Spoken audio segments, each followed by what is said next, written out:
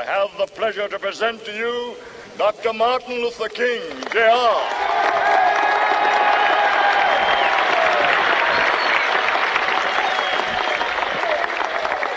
I am happy to join with you today in what will go down in history as the greatest demonstration for freedom in the history of our nation.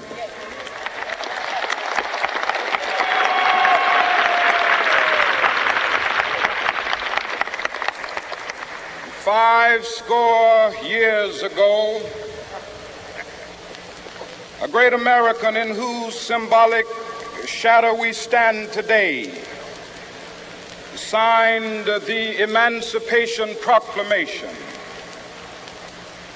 This momentous decree came as a great beacon light of hope to millions of Negro slaves who had been seared in the flames of withering injustice.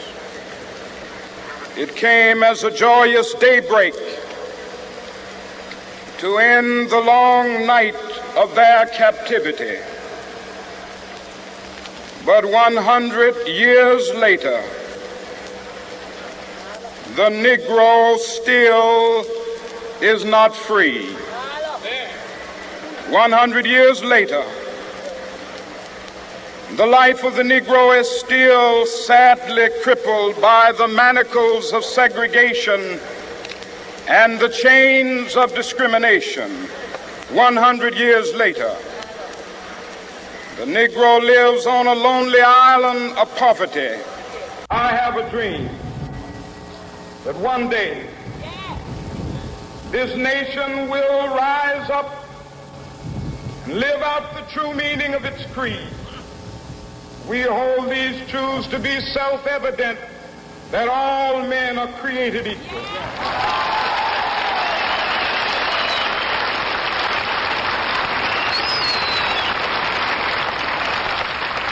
I have a dream that one day on the red hills of Georgia, the sons of former slaves and the sons of former slave owners will they be able to sit down together at the table of brotherhood. I have a dream that one day, even the state of Mississippi, a state sweltering with the heat of injustice, sweltering with the heat of oppression, will be transformed into an oasis of freedom and justice. I have a dream. My four little children will one day live in a nation where they will not be judged by the color of their skin, but by the content of their character. I have a dream today.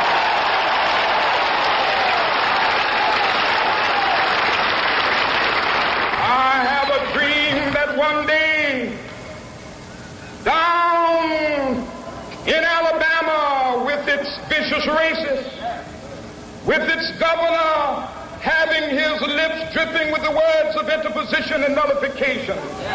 One day right there in Alabama, little black boys and black girls will be able to join hands with little white boys and white girls as sisters and brothers. I have a dream today.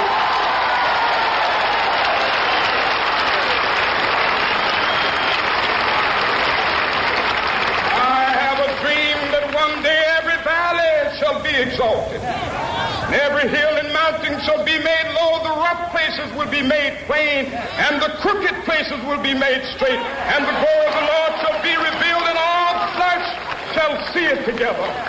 This is our hope. This is the faith that I go back to the South with. With this faith, we will be able to hew out of the mountain of despair a stone of hope. With this faith, we will be able to transform the jangling discords of our nation into a beautiful symphony of brotherhood. With this faith, we will be able to work together, to pray together, to struggle together, to go to jail together, to stand up for freedom together, knowing that we will be free one day.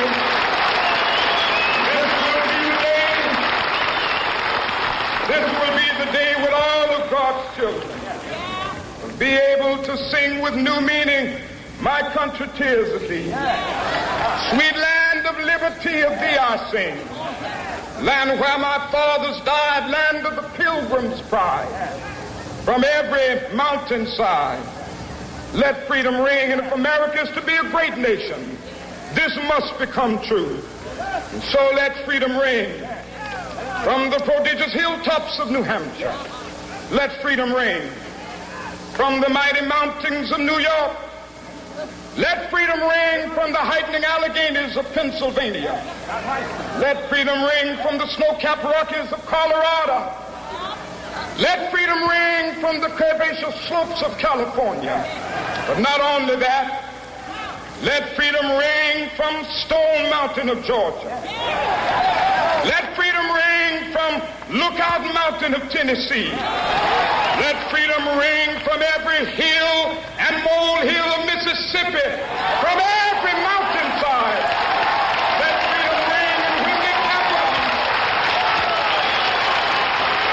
when we allow freedom ring, when we let it ring from every village and every hamlet, from every state and every city, we will be able to speed up that day when all of God's children, black men and white men, Jews and Gentiles, Protestants and Catholics, will be able to join hands and sing in the words of the old Negro spiritual, free at last, thank God Almighty.